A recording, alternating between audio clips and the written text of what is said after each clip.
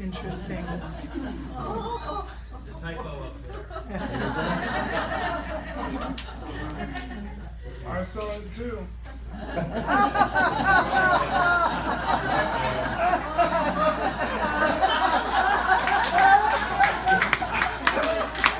You know, I've been doing this for like 40 years, and that's a first. That is actually the title of my sermon, along with Politics Without Principle, because I understand that you are considering the 7 social sins that Mahatma Ghandi put forth. And I think that's a wonderful topic in an election year. And the topic for today is politics without principle. Politics without principle. And I find that to be a vast topic right now, a really big topic. It's huge. Because it's, yeah. Because sometimes it seems that it's hard to find the principle in the politics on some days.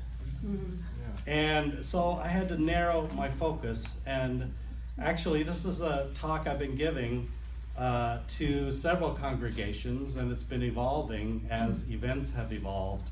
Why Donald Trump is my spiritual teacher, because I consider Donald Trump to be my spiritual teacher. Now, let me get clear about one thing. I despise Donald Trump. That doesn't mean he can't be my spiritual teacher. So I'm not going to be talking about proposals and politics and horse trading and polls. I'm going to be talking about politics and principle. Now, the wisdom traditions of humanity, all the great religions, they agree on one thing. They agree on what it means to be a good person. A good person is honest. A good person strives to act with integrity, to have all the actions and thoughts come together with integrity, with wholeness. And above all the great religions of the world think a good person is compassionate. Now, it isn't always true that religions have acted on that, but as Karen Armstrong, the British student of religion, points out, every single one of the world's religions has as their core some version or other of the golden rule. Do unto others as you would have them do unto you, or sometimes, do not do to others what is hateful for you. And so, while all the religious traditions haven't always followed that, that is truly the core of their message. So, what's a good person? A good person is honest. A good person has integrity, and a good person has compassion, and that is not Donald Trump. So I decided that Donald Trump is not a good person. And I think actually he's already done great harm. No matter the results of the election, he's already done great harm to this country, to this society. Because people were racist before. People were xenophobic before. But it wasn't socially acceptable the way it is now. He somehow made it legitimate. A San Diego veteran and single father named Sean Vandiver recently learned from his 8-year-old son that the kids in his school were forbidden to talk about politics.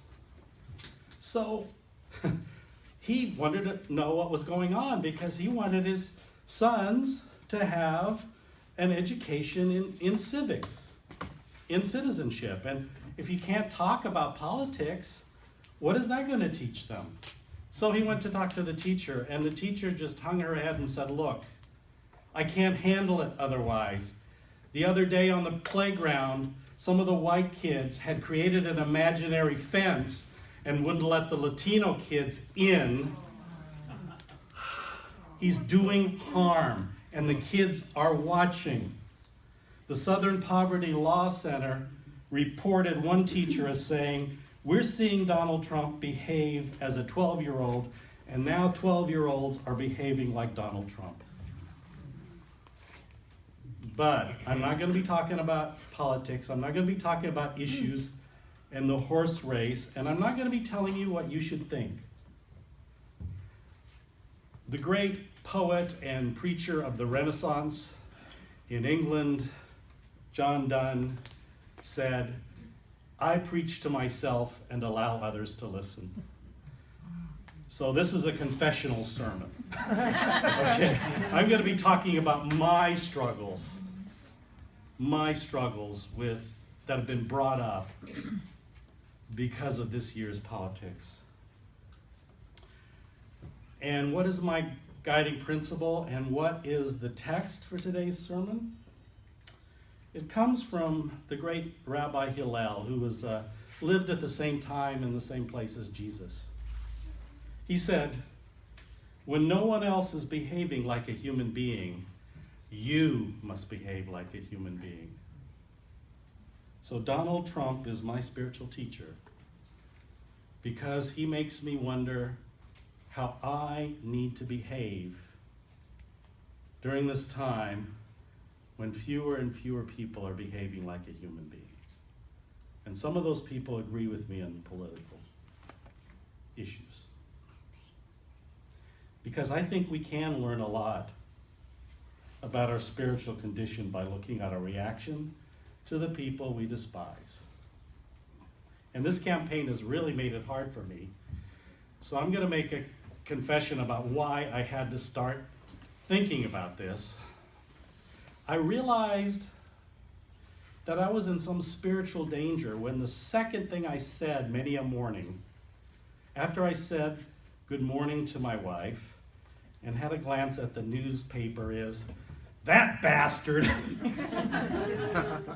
And I thought, is this really what I want to think and feel? And, I thought to myself, now, this has got to change. Is this how I want to contribute to the common moral atmosphere? Do I want to react out of my less human impulses? Karen Armstrong, in her book, 12 Steps to a Compassionate Life, talks about the fact that we have these three brains as human beings, essentially. One brain, our primitive brain that allows us to survive, it's pure instinct. There's no thought involved. Sometimes we come up with fancy theories to justify what our reptilian brain, the one we share with snakes and lizards, comes up with. And the reptilian brain is pure survival instincts. It's what scientists colloquially call the 4 F's: fleeing, fighting, feeding, and the other one has to do with reproduction. And the thing is, though, human beings have a mammalian brain too. And that's all about connecting. It's about connecting, of being one. And we humans, we're mammals, we're actually primates. We need to be with each other. We can't be fully human unless we're part of bands, clans, groups, churches, congregations. We need to be part of a community to potentialize our humanity. And not only that, we have a brain that's even bigger and more complex, which allows us to make decisions and actions based on conscience and higher principles. Because we get to grasp, at our best, if we develop it, a sense of how everything and all are connected. And hurting someone else eventually leads to bad consequences for ourselves. So that's why that reaction to the morning paper won't do. The Buddha taught that there are 3 poisons of the mind that create almost all human suffering, individual and collective. The first is hatred or aversion. The second is greed or grasping. And the third is delusion. And can't we see that in the events of the past month, the past week, the past year, how all of our suffering is being caused by one or another of these three poisons of the mind that all human beings share. So let's look at aversion. I'm pretty sure that everybody in this room wants to live in a better and more compassionate world. But you know, at times in my life I've been in danger of becoming one of those bitter activists, you know, bludgeoning people to help my causes by using fear, anger, and guilt. Great motivators, right? Well, sometimes, but it's not sustainable. I mean, I'm not saying we shouldn't be angry. We should be angry. We should be angry, but our anger should be used as fuel for our work for peace and justice, and not to lead to hate of anyone. Because hate is soul destroying. Our work for peace and justice should come from vision and hope, like Sonia Tinsley says. And that means that we need to own and heal our own fear, which is at the bottom of our hatred. And then there's greed. We think about greed as wanting more money, more power, more goods. But actually, the Buddha said that one of the most pernicious and dangerous forms of greed that we humans are capable of is grasping after opinions. Grasping after opinions. After what? Opinions. And that leads us to the third of the poisons of the mind, which is delusion. We live in a complex world that we as individuals can't control. And that's really hard to accept because it leaves us feeling helpless and afraid. So it makes us feel better sometimes if we can pin the blame on some people. They're at fault, or groups of people. You know, 50% of Americans believe in one conspiracy theory or another. Simple solutions are always wrong. And I'm aware of the irony of that statement. Because they are morally dangerous. Think about it. Almost all the evil in this world is committed by those who think they are completely right. My late colleague and friend, Forrester Church, talks about how we should be careful if we are too convinced of our positions, that it would be healthier for us to have a minority opinion within ourselves. And sometimes we have to work from 51% conviction with all our hearts. Now, what a paradox that is. And the great French philosopher Voltaire said, we should always be asking ourselves, is this true? How do I know? Is this true? How do I know? In a world where no one is behaving as a human being, you must behave like a human being. The Buddhist teacher Surya Das wrote, Mahatma Ghandi said that mute prayer was his greatest weapon, and that we ourselves must be the change we wish to see in the world. To me, that means we work from the inside out to make a better world. We cannot love life and humanity and not each other, one by one. So that question of Voltaire's and that admonition of Hillel's, how do I behave like a human being in this time? Ask me to ask myself, what actions can I take? What does our precious democracy ask of us right now? About a month ago, after I'd already preached this sermon twice, By the way, you get the latest and best version. Things changing every week, you know. Just last month, I read an article in a magazine called Spirituality and Health. And that article was entitled, "Why Donald Trump is My Teacher and Guru," by someone named Paul Sutherland.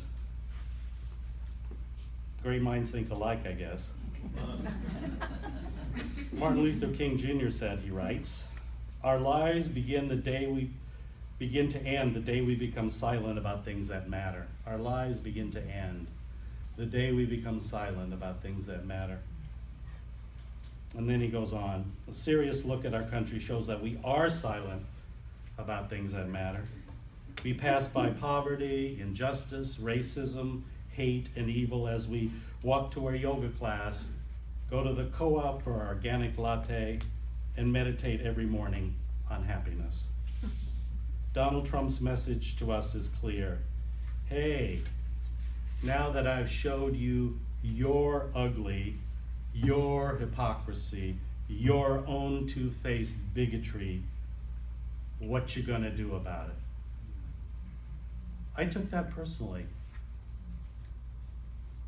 What am I gonna do about it? What am I gonna do about my own hypocrisy, my own tendency and actual action sometimes to demonize people who disagree with me, to make them somehow less? And I've actually gotten tired of finding enemies everywhere. I'm tired of attributing the worst possible motives to people who disagree with me. And you know, I find that Facebook right now is a moral minefield of demonizing people who disagree, of somehow making them less than human, of attributing nefarious motives to them, of making up facts about them. And that happens on all sides of the debate. And I have unfollowed, at least until the end of the election, some friends and relatives who I think have been posting hate. Those same old partisan arguments are just not working. We're not thinking beyond that divide or trying to find common ground, as difficult as it is. I have a meditation practice, and part of my practice is a Buddhist practice called loving kindness, or metta, where you send these kind thoughts first to yourself, then to someone you love, and maybe a person who's a neutral person in your life. And these thoughts are, may you be safe, may you be happy, may you be well and healthy, may you live with ease. And you say that to a loved one, to yourself, to a neutral person, to a benefactor. And then you're supposed to say it to someone who is an enemy. And so I've been saying metta to Donald Trump. And it's not easy. It shows me just how much it hurts to push someone out of my heart, to hate someone. So I've just quit listening to people who are demonizing and spewing hate. It doesn't matter whether I agree with them in their politics or not. And I'm really trying to listen to and understand people of goodwill who disagree with me. And yes, there are people of goodwill on the other side of the political divide. There are actually good conservatives in this world, folks. And if you don't think so, there's danger there. One of my favorite conservative columnists is Arthur C. Brooks, who writes a column for the New York Times. He wrote, "Next time someone on your side insults people on the other side, think of someone on that side whom you love and respect. You have just been insulted." And if you don't have someone on the other side you love and respect, Think about that. Think about that. Because in a world where no one is behaving as a human being, you must behave as a human being. And still, because there is delusion and hatred and greed, we still have to pick a team and work with all our hearts for a better world without hating anyone. May it be so.